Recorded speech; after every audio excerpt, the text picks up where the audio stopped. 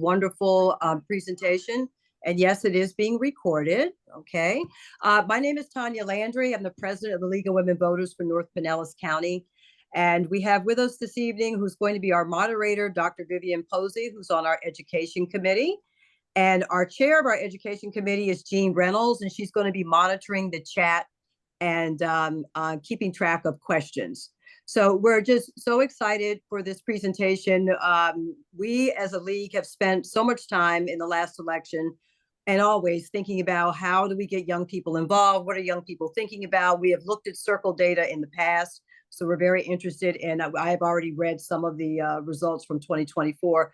But we're always thinking about the broader question of how do you engage young people and how do you get them to be a part of government and a part of participating in civic engagement. So we look forward to a robust discussion about those things. We have some housekeeping items we need to get to before we start. And first thing is, everybody usually knows these, but I'll read them anyway. Remain on mute to avoid any background noise or interruptions for the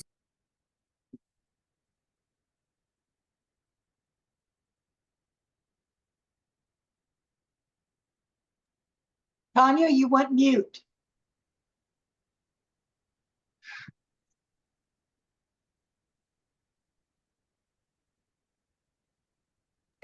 There we go. I don't know how that happened. Okay, the housekeeping questions: remain on mute to avoid any background noise or interruptions to the speaker. Questions should be placed in the chat and time will be provided for discussion toward the end. And Jean, as I said, is going to be monitoring the chat. This session will be recorded and made available to interested members and guests. And so with that, we would move it over to Vivian. And I would just say before that, I have a fond place in my heart for the Bows. My son is a proud graduate of Tufts, so go Bows. All right, Vivian. Thank you, Tanya, and good evening, everyone. Welcome to this presentation sponsored by the Education Committee of the League of Women Voters of North Pinellas County and St. Petersburg area. Thank you for joining us for what we know about how young adults voted in 2024, an in-depth look at recent findings about this critically important and until recently very overlooked block of U.S. voters. We're thrilled to have an expert with us tonight from CIRCLE, the Center for Information and Research on Civic Learning and Engagement, and as Tanya said, at Tufts University. CIRCLE is a nonpartisan, independent research organization focused on youth civic engagement in the United States. CIRCLE scholars have conducted extensive research on youth civic participation and promoted opportunities for all young people to acquire the skills and knowledge they need to meaningfully participate in civic life. In 2021, CIRCLE celebrated the 20th anniversary of their founding. When the Education Committee of the League of Women Voters of North Pinellas County first began studying what we could do to engage and motivate young adults in our community to register and vote, we turned to the research and writings of this esteemed and highly respected organization to guide our work. When we learned recently that the researchers at CIRCLE were working to analyze data from the 2024 election in order to understand voting trends and habits of young adults during this most recent election, we knew this was information we wanted to bring to our members and fellow advocates. While the CIRCLE team could have just responded to our invitation by recommending we read their most recent report, they instead offered an expert who would be with us in person this evening to present highlights and answer our questions. This well-respected expert is Mr. Alberto Medina. Alberto Medina leads communications for the CIRCLE organization at Tufts University. He works with the organization's leadership team on strategic outreach, oversees editorial work to produce and disseminate research, and maintains CIRCLE's digital presence. Alberto began working with CIRCLE in his previous role as communications specialist at the Tisch College of Civic Life, CIRCLE's institutional home, where he led a variety of communication efforts and initiatives. A graduate of Yale University, Alberto previously worked as a freelance writer and editor at national newspapers in his native Puerto Rico. Join me in welcoming Alberto. We thank you for being with us to present this critical information about young adults during a very challenging time in the history of our nation. Thank you so much, Vivian. Thank you, Tanya. Thank you all who were a part of organizing this, and thank you all for being here. I'm Alberto Medina, as Vivian said, and thanks for that wonderful introduction. I'm joined here by my colleague Sam Searles, who's the communications assistant at Circle. She will be around in the chat to provide any links or help out, and is a very valued member of our team. So let me share some slides and I will try to make sure I've got the right screen up. All right, I think everybody can see that. Great. So yeah, I know we're gonna have some time for Q&A later. I'm gonna talk with you all for about maybe 35 minutes, go through some slides, through some data, and then leave plenty of time for your questions, because I always find that the discussion and the questions in these opportunities is the most fun part and the most interesting part. So looking forward to that, and start thinking of questions as you look at some of the research I'm happy to present to you. So a little bit more about Circle. As Vivian said, we are a nonpartisan research center on young people's civic learning and engagement based at Tufts University. And I want to highlight that word nonpartisan because I know we're going to be talking about elections a lot. And we're going to be talking about how young people voted. But I always say, we care less as an organization about who young people vote for than about whether they vote at all. And that's a lot of what we're going to be focused on today. And being a nonpartisan organization is a big part of what helps us be a respected and honest, data broker in the civic engagement and civic education field. You can see here a little bit about what we do. We track youth voter participation, of course. We work a lot on civic education, K-12 and higher ed. We have started to focus a lot more on young people's relationship with a wildly changing media landscape, right? And where young people get their information about politics, about issues, about elections. We conduct youth polling every election cycle. A lot of the information that I'll share is from our most recent youth poll. We work to support young leaders who are, working within their communities to try to affect change. And I'll put a pin on this last piece here, political homes, and I'll get back to what we mean by that as we wrap up and I talk about some of the recommendations and some of the things that we think folks like you all can do as part of this work to engage young people. And the other important thing to know about Circle and why it's, not just a pleasure, but really important for me and for us to be with folks like you all today, is that what really sets us apart is that we work in partnership. We produce research, not just for, but with organizations that are on the ground, that are working directly to engage young people. Those organizations, what they are doing, what they are hearing, informs what we look at in our research, and we hope that our research in turn informs their efforts and their practice. So again, opportunities like this incredibly valuable to us because we want and need to hear from folks like all of you who are, talking to young people, not just during election cycles, but hopefully all year, every year.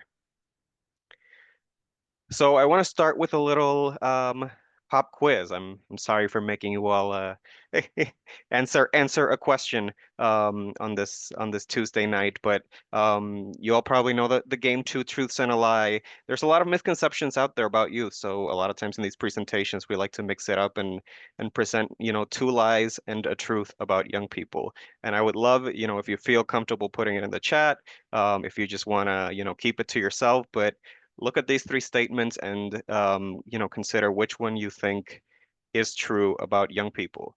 Youth voter turnout in 2024 was one of the lowest in the past 50 years.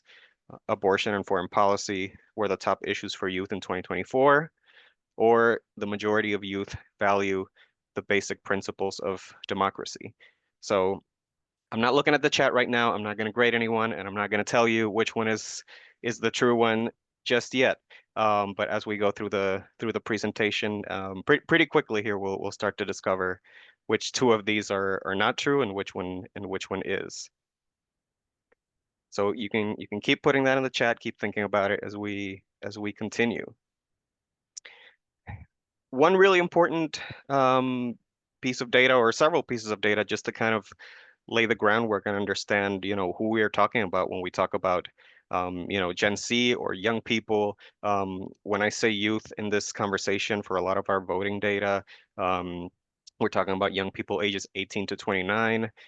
That's the data that's, used in, or the age range that's used in sources like the census, like exit polls. It is pretty much, it aligns very closely with the voting age portion of Gen Z right now, which is about ages 18 to 28. You will see in some of our other research, the age range we use is 18 to 34, and I'll try to call that out when that's the case. But you see here some kind of fast facts about, young people, about Gen Z. It's the most diverse generation in American history. It is a sizable portion of the electorate. There were more than 40 million eligible to vote in 2024, nearly half youth of color. About 40% have no college experience, which is something I'll come back to. 1 in 5 identify as LGBTQ, and nearly a third have a parent born outside of the US. So a theme of our work and a theme of this conversation and this presentation is, and a phrase we like to repeat over and over again, is young people are not a monolith, far from it. And it is one of the biggest things we need to understand when we are thinking and talking about and working to engage youth. We cannot treat them as a single entity, because the diversity of identity and experiences and perspectives is immense.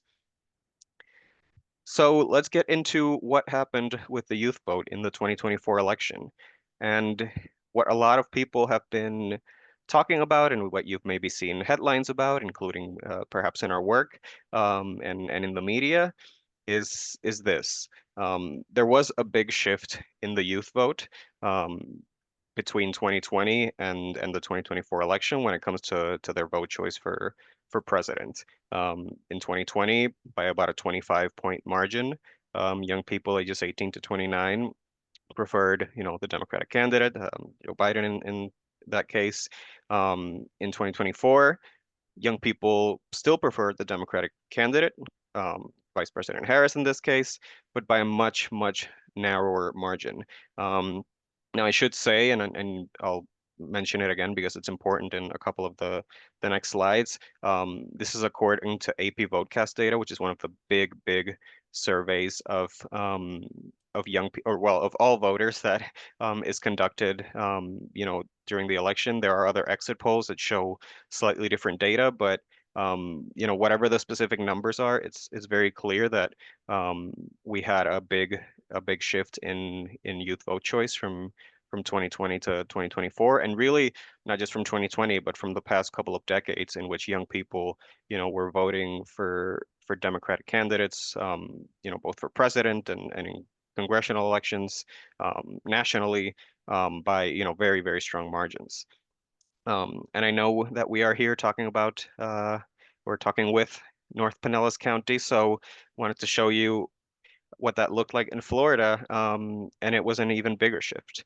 Again, this is according to AP Votecast data, so a caveat is that the Edison exit polls looks a little bit different than the AP Votecast data, which we believe is more accurate because it's a larger survey. But you can see here, a similar trend than nationally, but magnified. Big, 30-point preference for Democrats in 2020 among Florida youth, turning into a 10-point preference for the Republican candidate, President Trump, in 2024. So definitely something big and interesting and important happened with young voters in the 2024 election, and that's what we're going to talk about. Now, as I mentioned, young people, not a monolith, and I think this starts to give you an idea of just how true that is. This is young people's vote choice in the 2024 election by race and gender. From young white men, again, this is ages 18 to 29, who were the biggest supporters of President Trump, all the way down to young Asian American women who, by an incredibly large margin, well, and Black women, I should say, actually by a larger margin, the biggest supporters of Vice President Harris in the election. And you can see the shifts, from 2020 to 2024 for these different groups too. Young white men in 2020 were actually the only group to, support the Republican candidate in that election, but it went from +5 for Trump to +28 in 2024. And then we see really, really big shifts among young Black and Latino men, especially with young Latino men now preferring President Trump by a 2-point margin. Slightly smaller shifts for other demographics, but this gives you an idea that, again, who are we talking about when we're talking about young people and how young people voted? Well, if we're talking about young Black women, young Asian American women, we're having one conversation. If we're talking about young white men, we're having a completely different conversation. So, who young people voted for? Obviously, as I said, something really shifted here, and something notable happened, and when we'll get into some of the potential reasons why that was. But that's where the conversation, I think, understandably, has been. But as I mentioned at the top, we're very interested not so much in who young people vote for, but in whether young people vote at all, because young people still have the lowest voter turnout rate of any age group. And the story of youth turnout in 2024, I would say, is a story of good news and bad news. The good news is that youth turnout was actually relatively strong. Oh no, I don't know why that's not displaying. People can't see 2024, is that right? Oh, it is Yeah, we showing up can't in, see 2024. I'm so sorry, it is showing up in my preview and I have no idea why it's not displaying. Well, I will tell you that youth voter turnout in 2024 was 47%. So it was actually fairly close to this historic number from 2020, 50%, which is one of the highest youth voter turnouts that we have tracked since the voting age was lowered to 18. So that was a historic high in 2020, and a big, big increase from 2016 when youth turnout was 39%. And we almost matched it in 2024 when 47% of youth ages 18 to 29 voted. So that is a piece of good news. You can see here the trend historically for youth voter turnout. And this was if you remember our little game from the top, so this was lie number 1, because 2024 was actually one of the top 5 years in the last, or top 5 elections in the last 50 years for youth voter turnout.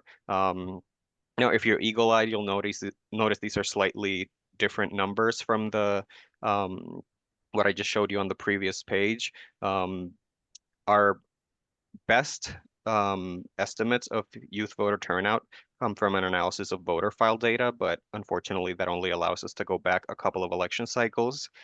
This chart you're looking at now is census data, which lets us go back to 1972 and get this historical kind of 50-year glance at where youth voter turnout has been. But you can see that 2024, not quite the highest. We had some real high points in 1992, 2008, and 2020, as I mentioned. But it is up there as one of the best years for youth voter turnout in the past half century. So more good news. In some states, youth voter turnout was pretty strong, and that includes Florida, which actually had above average youth turnout. As I said, 47% youth turnout nationally, 50% youth voter turnout in Florida. That had the youth turnout in Florida, we had estimated in 2020 had been 54%. So, from 54% to 50%, that's comparable to the 3-point drop that we saw nationally. And you can see some other states with very strong turnout: Minnesota, Michigan, Maine, Colorado, here where I am. But we also start to see some of the bad news. We have some major inequities in youth voter participation. So take a look at states like Oklahoma, Arkansas, Texas, Louisiana, sub 40%, in some cases, a more than 10-point difference from the national rate. Why does this happen? Why do we see this? There's really many reasons. For starters, competitive elections tend to see higher turnout, and you can see a little bit of that here with places like Pennsylvania and Michigan. Part of that is that there's a lot of excitement about being able to have an impact and decide the election. Part of that is, of course, there's a ton of money and efforts and organization that gets thrown into those races that maybe doesn't happen in places that are not competitive. Another piece is what we call facilitative election laws. These are laws like online voter registration, automatic registration, same-day registration, pre-registration, the lack of a voter ID law. And we have found that, not surprisingly, the easier you make it to register, especially and vote in a state, the higher youth voter turnout tends to be. So, for example, my home state of Colorado, I get the ballot in the mail. I got registered automatically when I moved here and got my driver's license at the DMV. They make it very easy to participate. And Colorado is consistently, one of the states with the highest youth voter turnout. The same is true of states like Michigan that have adopted a lot of these laws in recent years. And we can see sometimes the impact of some of those laws on registration rates.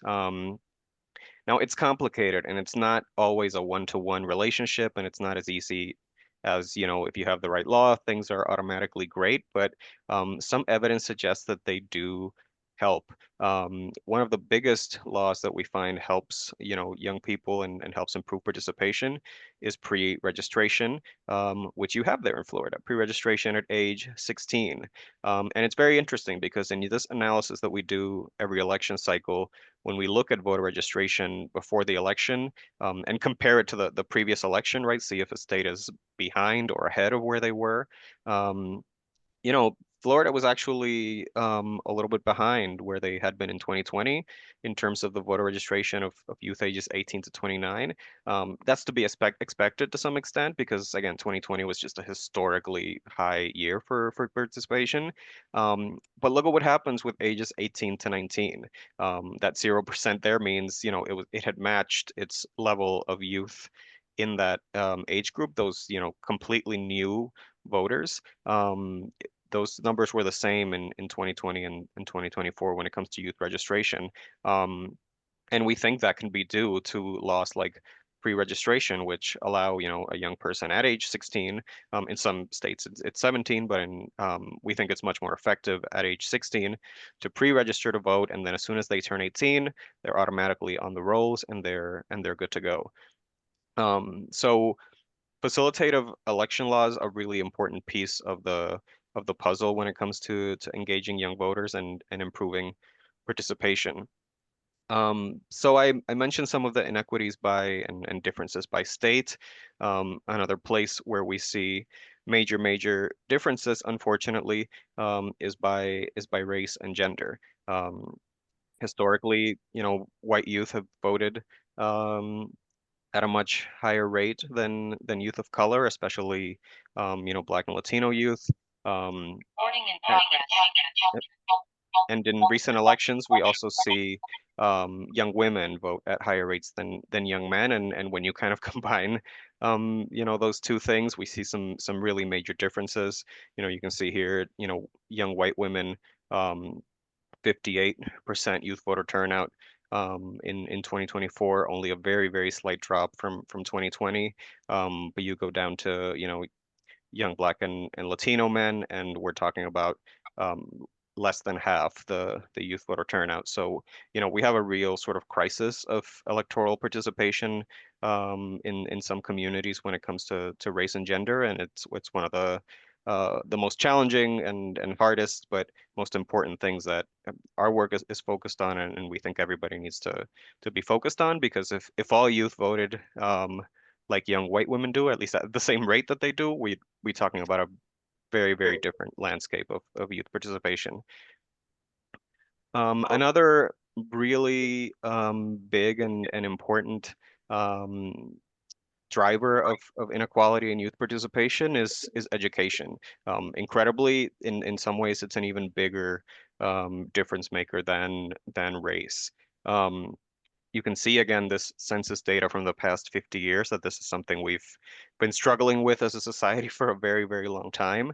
Um, and it was again the case in 2024. We had a 30-point gap in youth voter turnout between young people with a college degree, bachelor's or higher, um, and young people whose highest educational attainment is a high school diploma or equivalent. Youth who didn't finish high school, have even lower youth voter turnout. Um, so this is another one of the things that we focus the most on at Circle, and it's a real challenge when we're talking to organizations, to campaigns, to the media. I can tell you how many times I say young people or I say young person, and whoever I'm talking to me says back student. There is this perception that young people are college students. If you want to go find young people to engage, to register to vote, you go to college campuses, and that's simply not the case. As you saw at the beginning, about 40% of young people do not have college experience. So if we are only focused on college students, we are leaving behind a ton of youth. And that's where the work needs to happen. Youth who are college grads already voting at a 70% clip. It's young people who, you know, didn't go to college, are not going to go to college, or perhaps went and haven't finished, where we really, really need to do a lot of this work. And there are other inequities, that are very similar to this by income, by socioeconomic status, where we see um, a lot of the same gaps. Rurality also a source of inequality. Rural youth tend to vote at lower rates than urban youth. So not showing you that all of that here to not take up 3 hours, but back to that point, young people, not a monolith. If we are thinking about a young Latino man on a college campus or a young white woman, in a rural community who didn't go to college, we need to be having two very different conversations and have very different strategies for how we're gonna reach and engage them. So that's what happened in 2024 and what has been happening with the youth vote for many years in some cases. Let's talk a little bit about why. Um, this is data from our youth poll, which is, of young people ages 18 to 34. And we start to see some answers for, what drove young people to the poll and what perhaps drove some young people away from the polls. One of the things that we have found most consistently in our research over the past 20 years is that young people are issue first voters. They are not party loyalists. Young people are much less likely to identify or consider themselves members of a political party than older voters. And when you ask young people, why are you motivated to vote? The top reason is usually to have an impact on issues I care about. And these were the issues for youth in the 2024 election, according to our poll. And if you again remember our little two truths and or two lies and a truth game from the beginning, this was line number two. Young people's top issues were not abortion, was not foreign policy. Abortion was certainly up there. Foreign policy was not. Like the rest of the country, young people's top issue was the economy, especially the cost of living and inflation. Far and away. The issue most commonly selected by young people when we ask them, give us your top three issues that influenced your vote in this election. So, the cost of living, almost 2/3 of youth chose that, and then a big drop till we get to some of the other issues youth cared about a lot, healthcare, abortion, climate change, jobs, another economic issue, and so on down the line. And by the way, and I do want to call out again to this point of not all young people are college students. Here's another conversation I had a lot in the lead up to the 2024 election. Well, what about what President Biden or what about whoever, has done on college student debt? Isn't that what young people care about? College loan debt. It doesn't even crack the top 10. Only 6% of young people chose that as one of their top issues. Again, huge chunks of young people are not in college, and even young people who are, or young people who, may have college debt, it don't do usually not do not rate that as one of their top issues. So another place where we really need to sort of complicate the conversation about youth.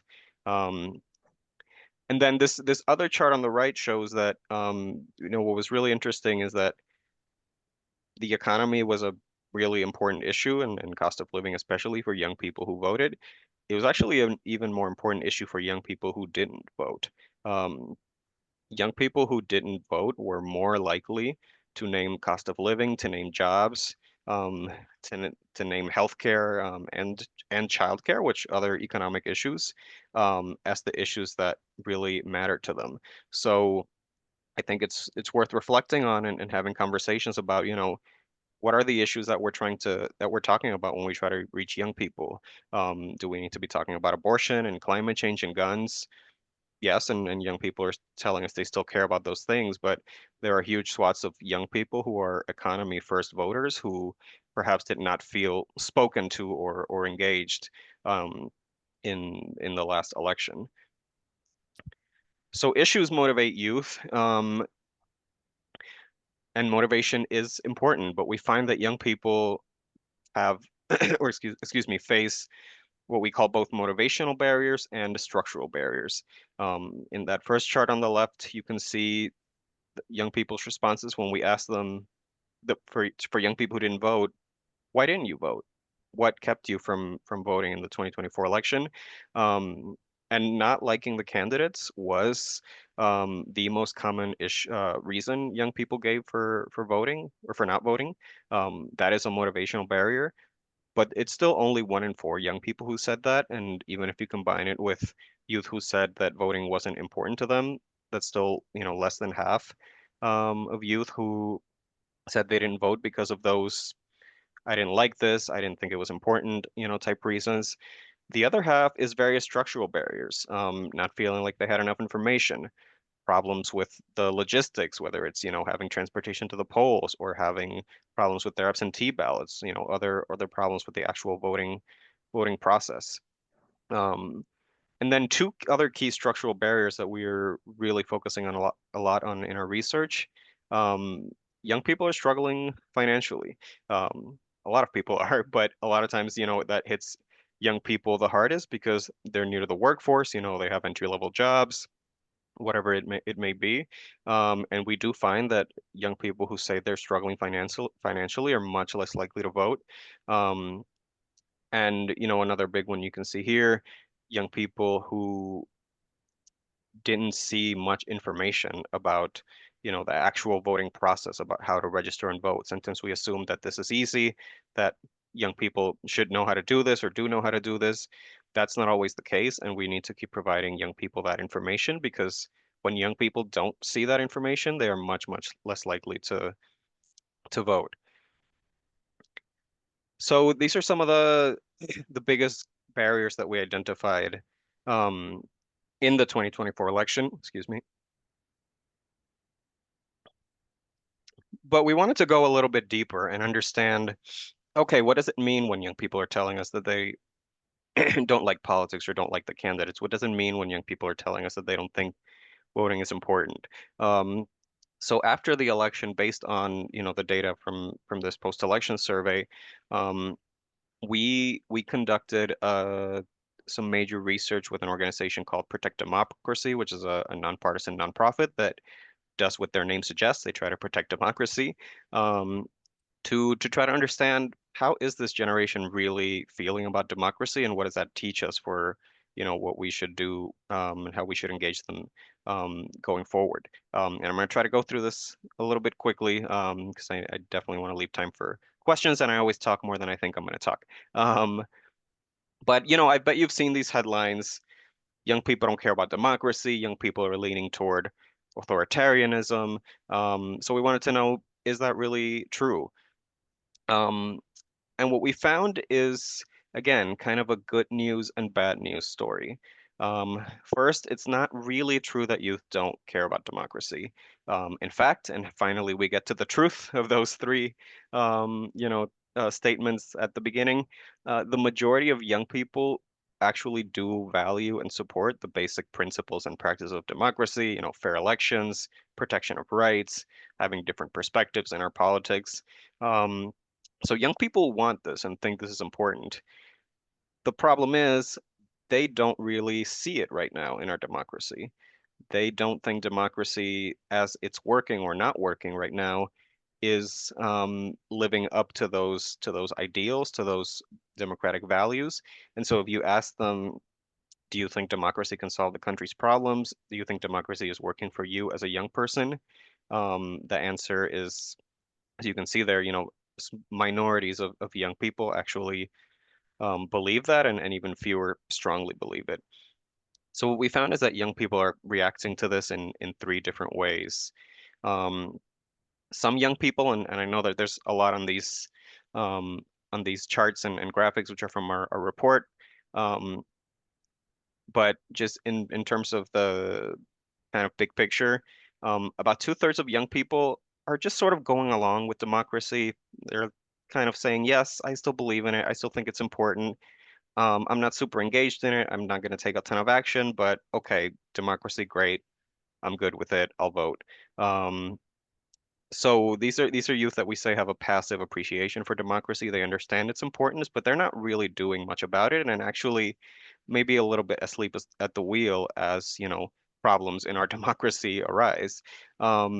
There's a second group that we say are displaying a dismissive detachment from democracy. Um, these young people are not as invested in the values and principles of democracy, and what really stands out about this group is that they have the lowest educational attainment. They have the lowest levels of resources and support. So I like to think of this as a group that um, may not believe in democracy because democracy has kind of left them behind. Um, so it's hard for them to see the value of these things that they're supposed to be valuing, right? That we're telling them to value. And this is about 1/3 of young people. And then there's a, small but important group, about 7% of youth, that are really interesting. They're actually very invested in democracy. They think it's really important. They're highly civically and politically engaged. But they are so dissatisfied with what they're seeing, and they have so little trust in civic institutions, that they're actually willing to consider political violence as a means of affecting change. Um, so, this is again, good news and bad news. Incredibly engaged, passionate about democracy group of young people. It's not that they want authoritarianism.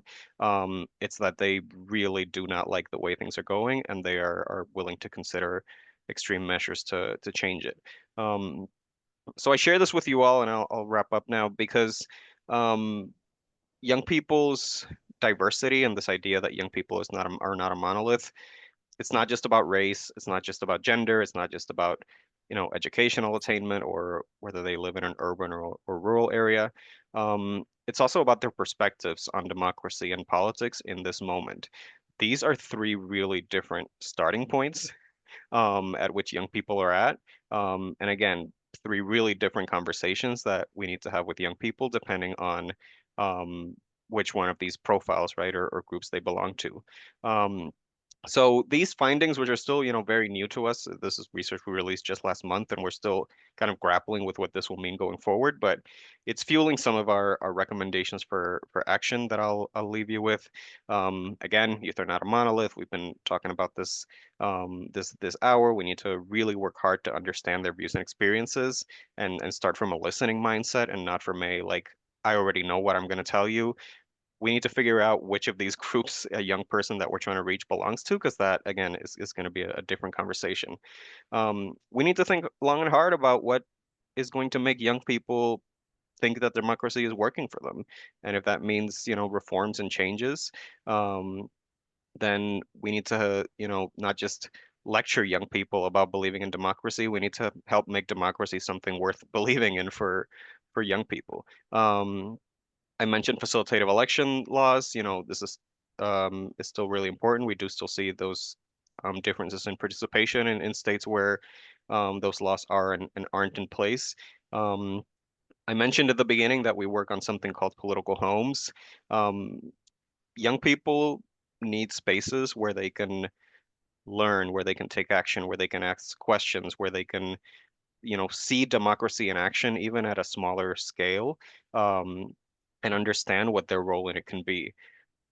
This right now, for all of you, I would bet, the League of Women Voters in North Pinellas County is your political home. And I'm sure that is a really important part of how you all take action and feel good about, your role in our democracy. What does that look like for young people? What are those spaces, organizations, communities? On college campuses, it's a little bit easier to see it, and we think that's one of the things that contributes to college youth voting at a higher rate, because they are in clubs and in classrooms having these conversations and thinking about how to take action together. How can we build these spaces, especially for youth who aren't in college? The focus on inequities, again, I mentioned college and non-college youth, youth of color. It's very clear where a lot of the work needs to happen. And it is not, frankly, at institutions like Tufts, right? Privileged four-year colleges. We do work there too. It's great.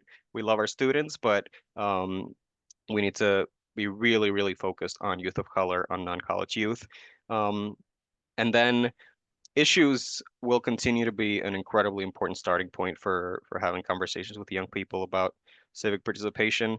Young people care. They may not always care about a candidate or political party or an election even, but young people care deeply about what's happening to their peers and in their communities, and that can often be a really, really powerful starting point for conversations about how to engage them. So I will leave it there, and I will leave this up for a little bit. You can find us on socials. You can find us online. You can email us. I would also be remiss not to say that Circle is a nonprofit funded primarily by grants and individual philanthropy. We're actually not, primarily funded by Tufts, which is very important for maintaining our independence. So I am sure that either Sam or I will drop a link in the chat for where you can support us if you feel so inclined. And it's very important for us to have that support to be able to do the work that we think is important to understand young people. So yes, I will leave all of this contact info up for now, and I will take your questions and take a sip of water. So before we start questions, I just want to, and I know everyone joins me in thanking you, Alberto, for such an informative and enlightening information about this very critical voting block. You've also done so much to inspire us. It's a little overwhelming right now when I think of all the work you're asking us to do, but certainly you've been a source of inspiration for us too. And if we want to do the very best we can, we need to target our efforts. And I think you've helped us kind of define that this evening, and how our efforts need to be a little bit more strategic. Of course, we join you in really wanting to motivate participation and increase participation in our society. These young adults that you're speaking about, of course, we all know they're the decision makers of the future, and the world sorely needs their leadership and active engagement now more than ever. So hopefully you've got a small army here, I know, of volunteers that want to do that work. And we're going to look to Circle again and again for guidance. Jean, I'm going to turn it over to you for any last minute questions that might have appeared in the chat, and then we'll close it up around 8 o'clock. Thanks, Vivian, and thanks, Alberto. My goodness, that was so wonderful. I echo everything Vivian said. It just there's so much great information and so many things we can do with it. A couple of the questions, excuse me, in the chat you kind of addressed, but I want to just bring them up again. And also, if those of you who are not looking in the chat, Sam's done a phenomenal job placing some links in there that you can see, and so you can revisit some of this work.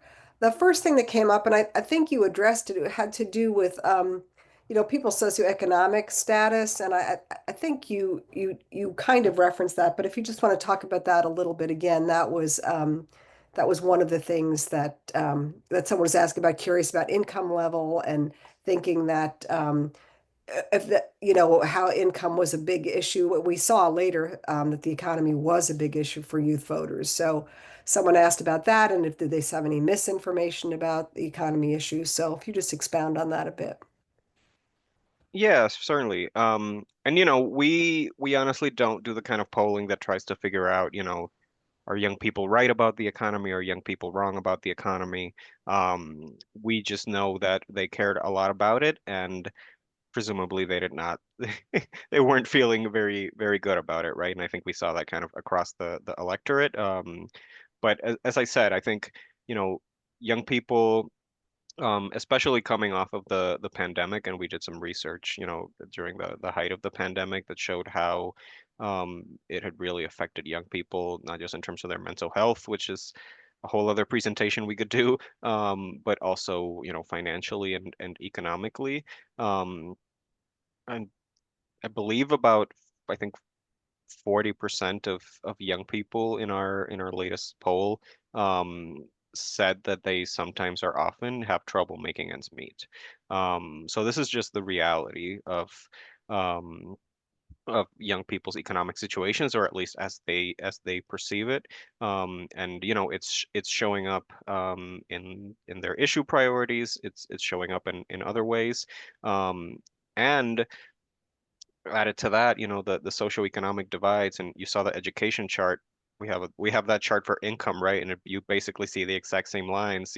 Historically, young people are at a lower end of the socioeconomic spectrum by measured by income, also vote at a lower rate. And there's 20 reasons why that is. If you needed a car to go to the polls, like, you're less likely to have a car. If you grew up going to a school that didn't have the best civic education, um, there's a big, big connection between, the quality of young people, the civic education young people receive, and whether they end up voting. So, it's one of the great sources of inequity in American life, right? And I think, Probably not surprisingly, we see it transcends reflected. youth Yeah.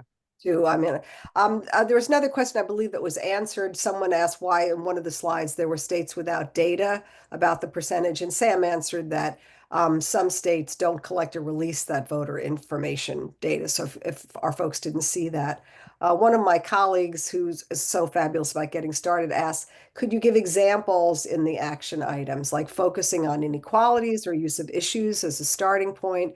I think what Nikki's asking is, if you could say what would be something we need to dive into right away, where we get the big bang for the buck. Yeah, certainly. I think, um, think about who are the sort of actors in your community, or organizationally. What are the issue-based advocacy groups in your community on issues like abortion, like climate change, like gun violence? Are they doing any, youth voter registration, youth engagement work? Do they maybe need a partner, or some support to do that work? Or perhaps, at this point, it's more, what can, folks like you do to advance their work, right? Because young people want to see, I think all of us, and certainly want to see their peers and their organizations show up for those issues they care about, and especially for youth who are at that starting point of, like, I don't even know if I value elections. I don't even know if this is a way to create change. Maybe don't start the conversation with voter registration. Start the conversation with, how can I show up to support your fight on this issue? And then, there's the buy-in potentially later when election comes around. Certainly on the inequities piece, like I said, we have a lot of work to do to focus the conversation away from college campuses. There's a lot of amazing and important work that, continues to be done there, and we work a lot in that space too. But I don't know how you look at those numbers of 70% turnout for Right. college grads and basically 30% for those who aren't in college. So, does that look like trade schools, vocational schools? Does that look at, Mhm. like the YMCA? Where else are youth in your community who aren't in a college campus, and how can we, start creating avenues to reach them through those other spaces and institutions? It's funny, you addressed another question, which was, what are some good ways to reach out to non-college youth? So that's very helpful, just trying to look at alternative places. And then somebody also asked where this was kind of my question too, where are people getting their information about, what media are they using? And Sam graciously dropped a link in the chat. It probably explains that even more, but briefly, where are they getting their information about current news? Yeah, yeah, and we're actually about to publish a new analysis about this.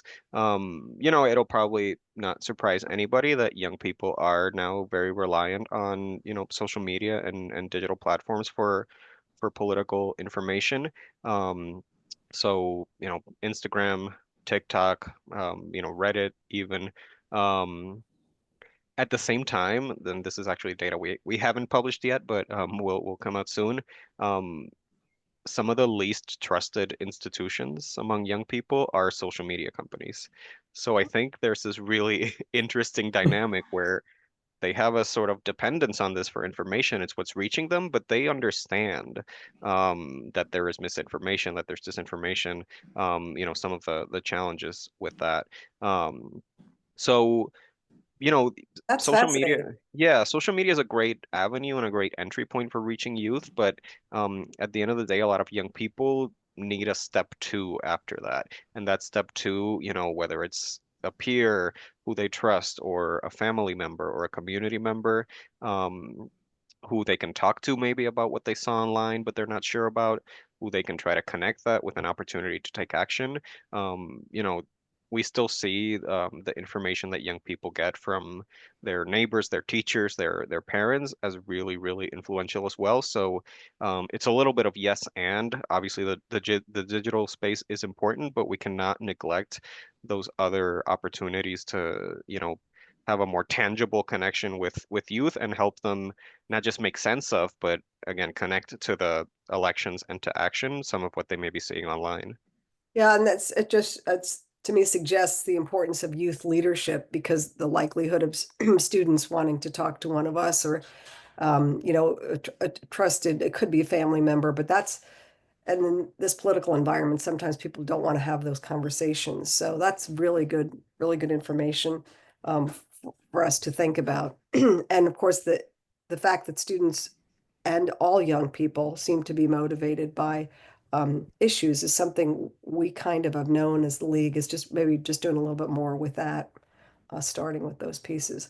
This is just so wonderful. I can't thank you enough. This has just been so incredibly helpful. I don't see too many other questions in the chat, so and I believe it'd be helpful if we would just look at the links also that Sam provided to us.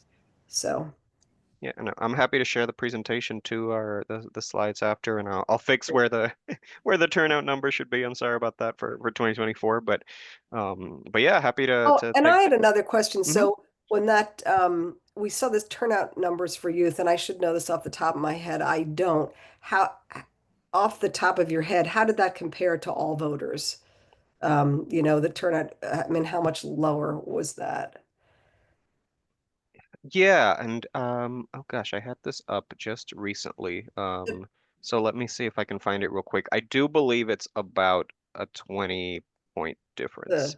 okay. Um, let's see. Thought it might be 15 and they're 15, 20. And Yeah, of it course, was. by each group, it's different also. I mean, yeah. Yeah, so for all voters, our latest estimate is 65%. So not quite 20 points, about 18. And again, this has just been very, very consistent, historically. Young people, by virtue of being young and being new to elections, have some barriers in their way that some of us older voters have already figured out, right? They need to register.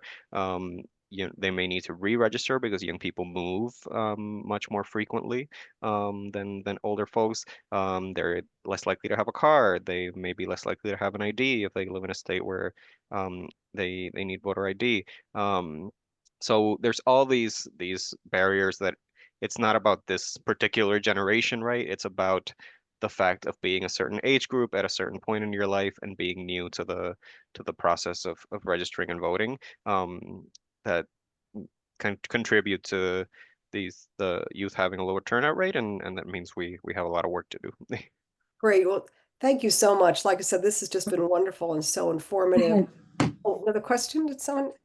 I just had one question. I don't know if you have looked at it at all, but we have found this when we speak with young people that the likelihood that they're going to vote is also dependent upon if their family is a voting family. And I don't know if you have any data that looks at that, but we have found that, especially when we go into speak with urban communities, we have found that if it's a family that they have seen their family members vote, they're more likely to vote.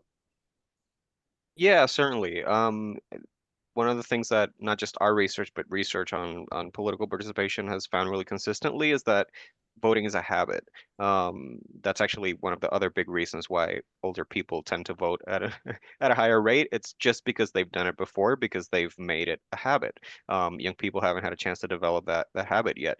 But as with other habits, it's also something that can be passed down, and young people can be socialized into voting. And it's something we're really in favor of. Even before a young person turns 18, take them to the polls with you.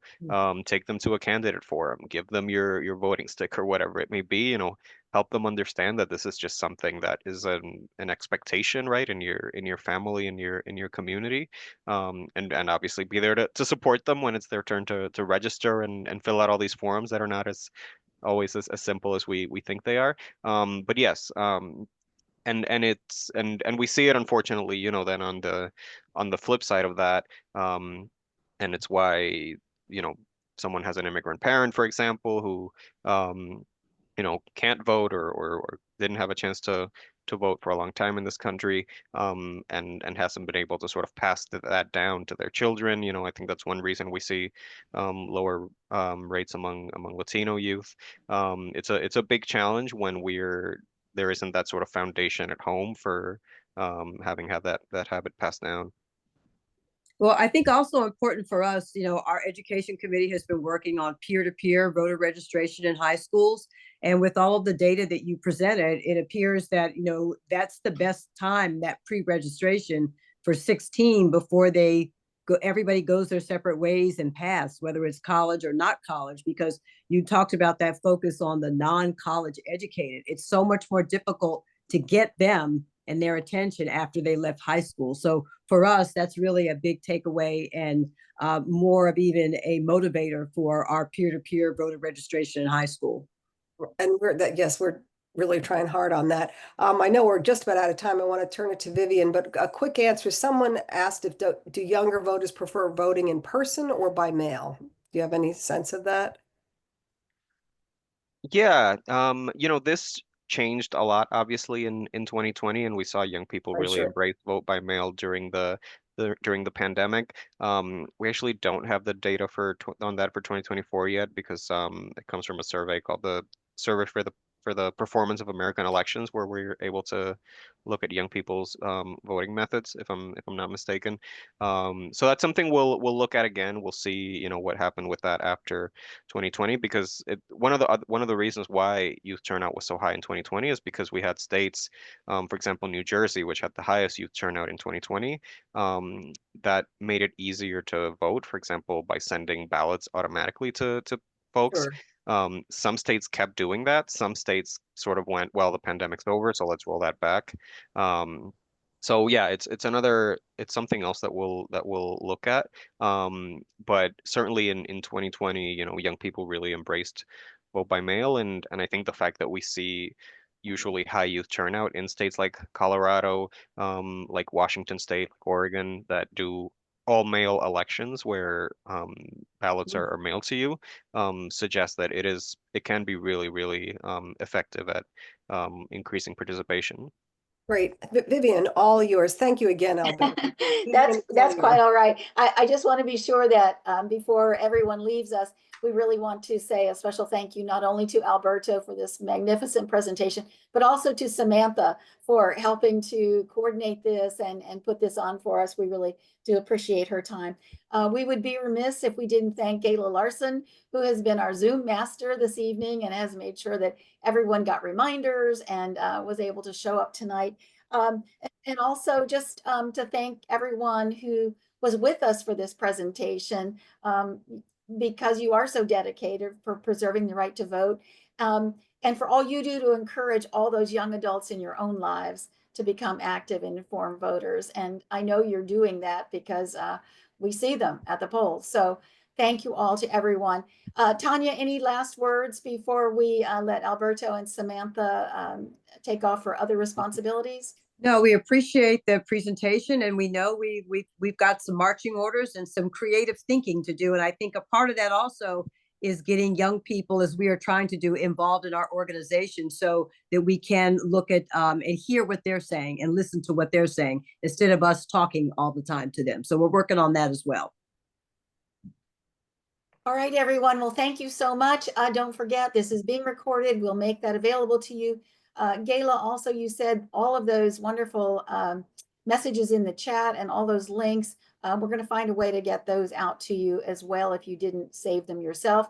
Gayla's going to take care of that for us. So, all right, everyone. Thank you so much. Alberto, we hope to see you in the future. Maybe Absolutely. as the next election arises or comes around again, we'd love to have you back to talk to us once again. Thank you so you. much. Thank Really you. appreciated all your time and wonderful to speak with you all. Thank you all. Have a pleasant evening. Bye-bye. Thanks, everyone.